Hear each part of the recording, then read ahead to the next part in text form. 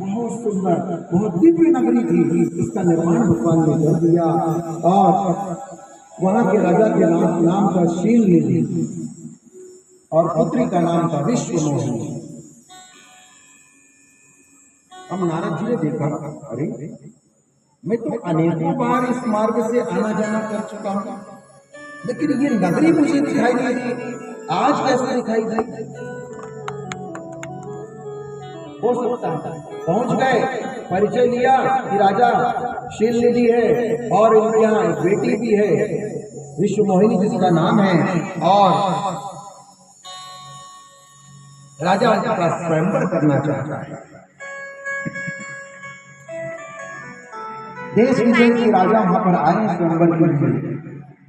अब देखिए शीलनिधि ने कहा, संत आए हैं, महात्मा आए हैं, उनको आसन प्रदान किया। और जैसा कि मन में एक भाव होता है, उन्होंने कहा कि महाराज जी, नारद जी आपका आगमन हुआ तो कृपा करके मेरी बेटी का हाथ दे करके बताइए इसका भाग्य क्या है। अब जैसे ही विश्वमोहिनी, देखो नाम है उसका क्या है, विश्वमोहिनी, विश्व को मोहित करने वाली। अब जैसे ही वह विश्वमोहिनी सामने आई नारद जी के, नारद जी ने जैसे ही विश्वमोहिनी को देखा तो देखते के साथ उनका विवेक, वैराग्य, ज्ञान, जैसे कपूर उड़ जाता है ना, ऐसे उड़,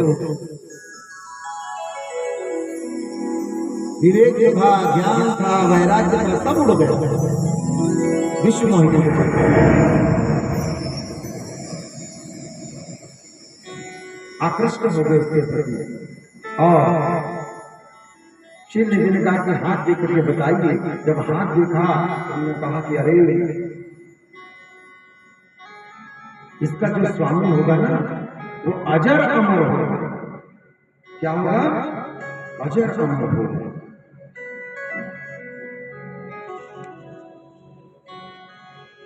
अब नारद जी ने मन में विचार किया, इसकी हाथों की रेखा कर रही है, इसका स्वामी जो जिससे इसका विवाह होगा वो अजर अमर होगा। तो अगर इसका विवाह मुझसे हो जाए तो मैं अजर अमर हो जाऊंगा। बस मन में ये भाव उत्पन्न हो गया। और जब भाव उत्पन्न हो गया तो कहां पहुंच गए? पुनः भगवान नारायण के पास पहुंच गए। भगवान नारायण के पास जाकर के निवेदन करते हैं कि प्रभु मुझे आपका हरि रूप प्रदान कर दीजिए। भगवान कहने लगे, क्यों? मेरा हरि रूप क्यों चाहते हैं? तो नारद जी ने कहा कि मैं विश्वमोहिनी से विवाह करना चाहता हूं। भगवान हंसने लगे, बोले ठीक है नारद, जिसमें तुम्हारा कल्याण होगा वही कार्य में करो। देखिए भगवान ने संकेत, अब नारद जी ने को जैसे देखा, उसकी दृष्टि मुझ पर नहीं पड़ी है तो नारद जी और आगे आगे जाकर के बैठ गए। लेकिन विश्वमोहिनी वहां से भी आगे निकल गई। और देखिए ऐसे करते करते विश्वमोहिनी अंत में पहुंची और अंत में भगवान नारायण स्वयं वहां पर बैठे हुए थे।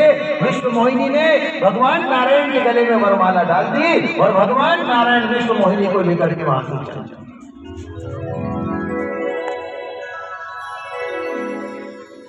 नारद जी बड़े व्याकुल, ऐसे कैसे हो सकता है? भगवान ने अपना रूप मुझे